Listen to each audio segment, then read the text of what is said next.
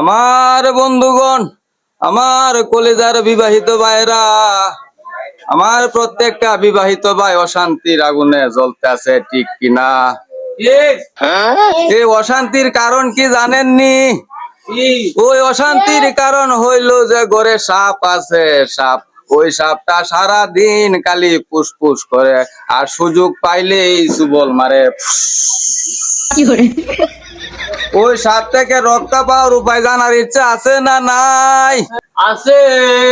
আমার ভাইয়েরা, ওই সাপ থেকে যদি রক্ষা পেতে চান, প্রতি মাসে কমপক্ষে ওই সাপটাকে রিমান্ডে নেবেন।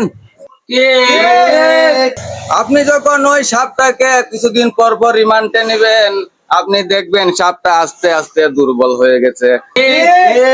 আর ওই সাপটা যখন আস্তে আস্তে দুর্বল হয়ে যাবে, আপনার সংসারে আস্তে আস্তে শান্তি আসতে লাগবে, নিজেও শান্তি পাবেন। তারপরেও যদি শান্তি না আসে, উপায় আছে না নাই? তারপরেও যদি শান্তি না আসে, ওই মহিলা নামে সাপটাকে চিরদিনের জন্য ঘর থেকে বের করে দেন, মানে তালাক। ঠিক কইছই।